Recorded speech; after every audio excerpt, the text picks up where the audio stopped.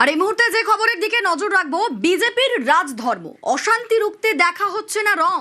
উত্তর 24 পরগনার 3 নেতাকে বহিষ্কার করলো রাজ্য বিজেপি নেতৃত্ব।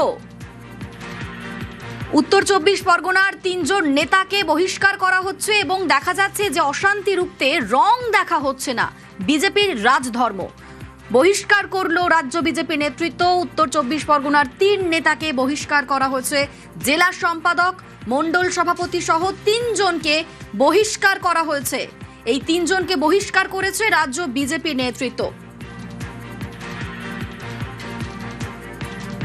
আমাদের সঙ্গে এই মুহূর্তে সুবীর রয়েছেন প্রতিনিধি। সুবীর, এই 3 জন কারা এবং এদের বিরুদ্ধে ঠিক কি অভিযোগ? দেখো, বিজেপি সরকার গঠন হওয়ার পর থেকে সেই সময় বিভিন্ন সময় কিন্তু অভিযোগ তাদের কাছে গিয়েছে। শৃঙ্খলা রক্ষা কমিটি থেকে শুরু করে বিজেপির যে রাজ্য দপ্তর, সেখানে কিন্তু অভিযোগ গিয়েছে। জেলার বিভিন্ন যারা বিজেপি মন্ডল সভাপতি থেকে শুরু করে যারা কর্মী, তাদের বিরুদ্ধে কিন্তু ভুরি ভুরি অভিযোগ জমা পড়েছে।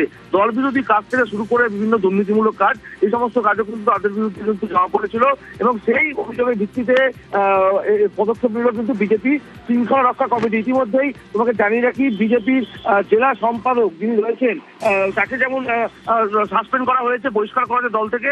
পাশাপাশি তোমাকে জানিয়ে রাখি, উত্তর দমদম 1 নম্বর মন্ডল সভাপতি টিটু সরকার, তাকেও কিন্তু বহিষ্কার করা হয়েছে।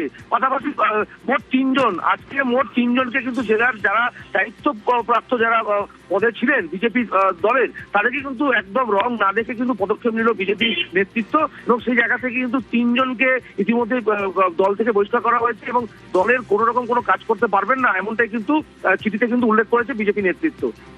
বেশ, ধন্যবাদ। বিজেপির জেলা সম্পাদক নিত্য মিত্র, উত্তর দমদম 1 নম্বর মণ্ডল সভাপতি টিটু সরকার এবং বিজেপি কর্মী তীর্থ মিত্রকে সাসপেন্ড করলো, বহিষ্কার করলো বিজেপি নেতৃত্ব।